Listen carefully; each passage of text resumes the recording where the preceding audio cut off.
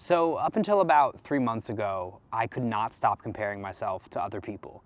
And if you're watching this, you probably know the feeling. I would see somebody who I considered above or better than me, and then I would just be consumed by thoughts of how behind I am and how I've made all the wrong decisions. But since then, I've been able to train my brain to use comparison as a tool that helps me achieve the life that I want to live.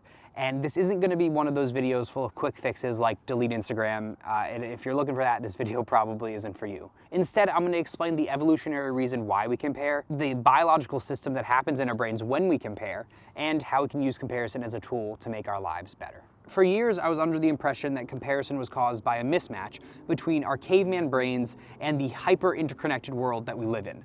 But I was really wrong about that. Humans have actually been comparing themselves to other humans for as long as humans have been alive. We actually developed comparison as a tool to help us survive. Now, if you're like me, you're probably thinking, how the heck does comparison help us survive? And in our current world, it doesn't really, but hundreds of thousands of years ago, it could have been the difference between life and death. For example, let's say you live in a tribe 100,000 years ago. You're a hunter, so you and two other dudes go out hunting. And for whatever reason, they bring back more meat than you do. Now, if we didn't compare ourselves to other people, you wouldn't really care. So let's say the next day you go out hunting again and also bring back less meat. And then this keeps happening. Day after day, you keep bringing back less meat than the two other hunters. Eventually, your tribe would probably start to notice, and they would think, hey, this guy provides less than the two other hunters, but he eats just as much. So they might start cutting back on the amount of food that you're allowed to eat. Potential mates probably wouldn't want to mate with you. They'd want to mate with the other people that can provide more. And eventually, maybe they even kick you out of the tribe because you're not that valuable. Then you're all alone, so you probably get eaten by a large animal or something. It's not ideal. That's why we have comparison. That first day when you bring back less food, comparison kicks in. You start trying harder, you hunt for longer, you try different locations, you try different tools, different methods, you do all that stuff, and then eventually you're bringing back even more meat than the other two hunters. Then your tribe starts to value you more. You get better food, better mates, all that stuff. From an evolutionary perspective, short-term feeling bad about ourselves is well worth it if it means long-term survival. Freaking bees, man. Go away. Thank you. And this explains why comparisons are stronger with local people that you know rather than people that you've never met before. We evolved to track local hierarchy, not global, so your coworker's salary probably matters more to you than a billionaire's. Though now that we're all super connected, comparison reaches further and we can compare ourselves to all these people on the internet because we feel like we know them, because we can see intimate parts of their days and lives, because it's all out there, which is probably why comparison feels so strong and why it's such a problem nowadays. Okay, so this is great. We know why we do this thing. We know why we compare. But how do we use this to our advantage? I want you to think of somebody that you compare yourself to often. Personally, I'm thinking of a YouTuber who's similar to my age and makes similar but way better videos than I do and has way more subscribers and all that stuff. Imagine you're talking to them or you see an Instagram post by them and you get hit with a huge wave of comparison. A lot of stuff happens in the brain almost instantly. Your amygdala flags this experience as important and threatening, and cortisol levels increase. The dorsal anterior cingulate cortex jumps in to evaluate the situation. That's the part of the brain that evaluates social pain and threat, and that tells your body that this is a problem. This is where it really starts to sting, and now that your body is registering this experience as a threat, it's extremely hard to shift your focus away from whoever you're comparing yourself to. The brain's threat response also suppresses activity in the prefrontal cortex, the part of your brain that's responsible for rational thinking and emotional regulation, which is why your confidence drops and your mood takes a hit. And because you feel like you're doing worse or you're behind this person, your brain's reward system gets disrupted, which can leave you feeling unmotivated and like you're falling behind. And after learning this, it became really clear to me why we can't just brush off this feeling of comparison. It's not just a thought, it's a whole neurochemical system that gets activated. And this is where most people go wrong. They think the solution is to just shut down this system entirely.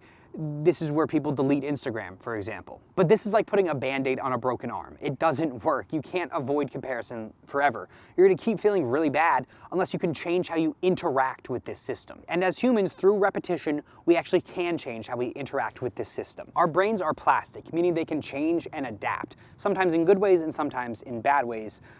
This is called neuroplasticity. So if you repeatedly change how you respond to comparison, over time you can start to retrain this pattern. Meaning instead of just letting comparison work against us, we're gonna train our brains to use it as a tool and use it to our advantage. So think of somebody that you compare yourself to. It can be the same person or somebody else.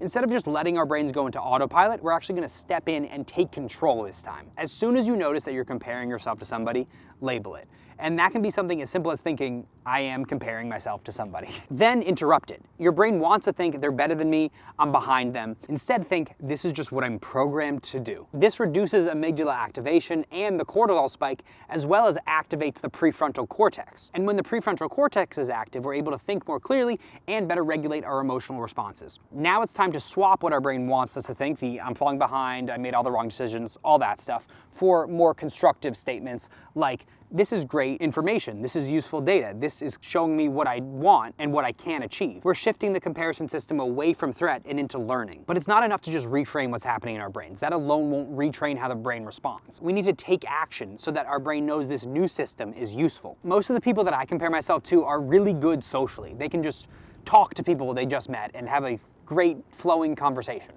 I can't, and that makes me kind of insecure.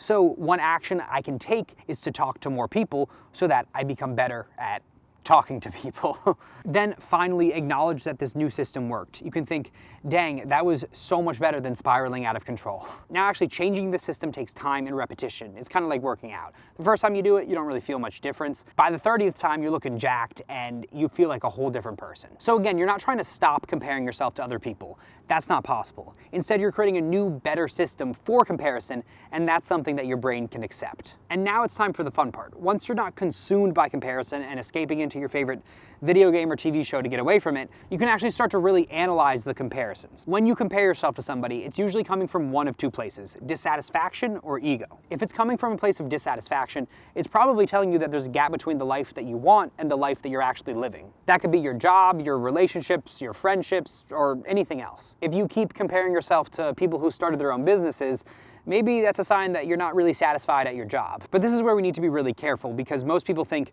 okay, I'm not satisfied, so if I get what this person has, I'll be satisfied. But of course, that's not how it works. Instead of chasing the result, the followers, the money, the fame, figure out what you're actually drawn to. If you're comparing yourself to somebody with a lot of friends, maybe it's not the amount of friends that you're drawn to, maybe you just want deeper connections. Or if you're comparing yourself to a YouTuber, maybe it's not fame or money that you want, but freedom, purpose, or fulfillment. And this is where you have to be really honest with yourself, and this is where ego comes into it. Do you actually want this person's life or just the perks that come along with it? Because if you chase things that fuel the ego, there's always going to be somebody with more of that thing that you can compare yourself to. But if you build a life that deep down you actually want, comparison starts to lose its power. So that's what worked for me. That's how I stopped comparing myself to other people. And it's not perfect. I'm still, working on it, and I still feel those negative emotions from comparison. I still get hit with the waves of comparison, but instead of it demotivating me, now it motivates me. I hope that now you're also able to use comparison as a tool and go create that life that you want. Thank you so much for watching. I hope this video helps you in some way. I really enjoyed making this one because, well, I've been struggling with comparison for a while, so it felt good to get my thoughts into one concise video and actually do the research as to why we compare and all of that. If you want to watch another video, you can click around here. Should be a cool one. And yeah, thanks again. Peace.